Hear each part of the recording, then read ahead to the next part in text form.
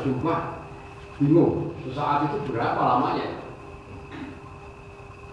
Hinan. Lalu tanya pada Sayyidina Abu Bakar, saya bersumpah tidak akan mengumpuli istri saya sesaat. Sesaat itu berapa lama Abu Bakar? Abu Bakar jawab, kalau melihat ya hinan itu sesaat itu ya sampai hari kiamat. Berarti saya nggak boleh mengumpuli istri saya sampai hari kiamat. Berat banget. Lalu tanya pada Sayyidina Umar,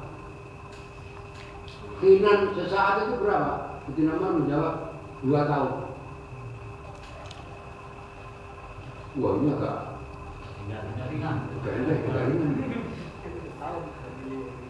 tahun mungkin lah. Tanya Sayyidina Utsman, satu saat itu berapa sesaat? Sesaat 40 hari. Wah, ini lebih ada lagi. Tanya pada Sayyidina Ali, sesaat itu berapa? Sesaat itu sak kelebatan.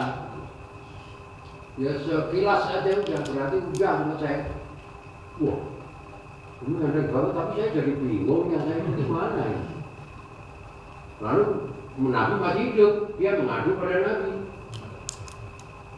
Lalu Abu Bakar dipanggil, apa alasanmu mengatakan sesaat sampai hari kiamat? Karena dalam Quran dikatakan Rabbi anzirni ila yaumil qiyamah akan mendengarnya.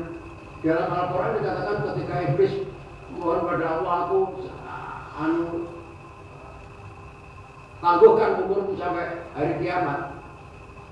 Lalu Allah, ya saya tangguhkan ilahin sampai satu saat. Dalam ayat lain dikatakan ilahin itu sampai hari kiamat. Berarti sesaat itu ya hari kiamat. Betul. Umar, kamu mengatakan saat 2 tahun, ya karena wal walidatu yurdi'na auladahunna haulaini kamilaini liman arada ayyutimma radha'ah. Setiap ibu itu menyusui anaknya 2 tahun. Bagi orang yang ingin menyusukan anaknya 2 tahun, dalam kalimat lain dikatakan kin 2 tahun ya benar 2 tahun. Lah Utsman, kamu 40 hari.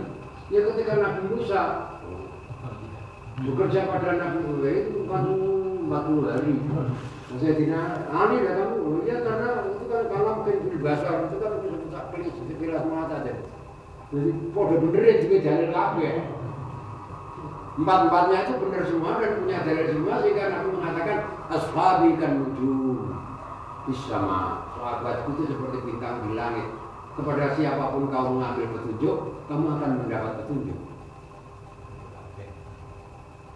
Jadi ada kemungkinan seperti Imam Malik sama Imam Syafi'i dan Hanafi berbeda dalam hal ketika tahiyat.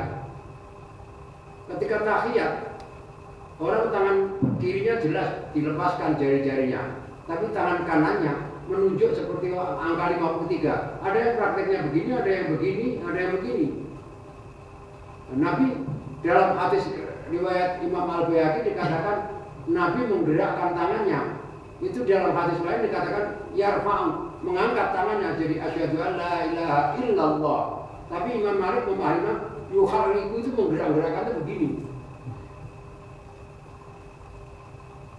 Siapa yang mau disalahkan kalimatnya memang yuharriku, menggerakkan. Tapi dalam hadis lain dikatakan yarfa'u, berarti yang dimaksudkan yuharriku itu mengangkat, itu bukan yuharriku digerak-gerakkan gitu.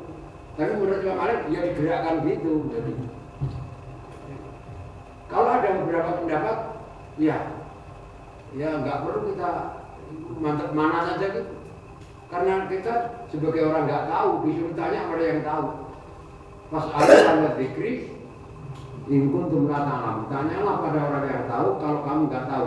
Setelah saya tanya, ternyata orang itu salah, bukan urusan saya. Mengaku tidak, Gusti Allah, saya diperintah Allah suruh tanya. Setelah tanya, ya sudah selesai urusan saya. Saya udah tanya, udah katanya benar, ternyata dia salah, itu urusannya dia dengan Allah. Adapun kata Imam Nawawi, kalau ada orang mengajarkan ilmu pada murid, lalu ilmu itu oleh muridnya digunakan untuk yang nggak baik.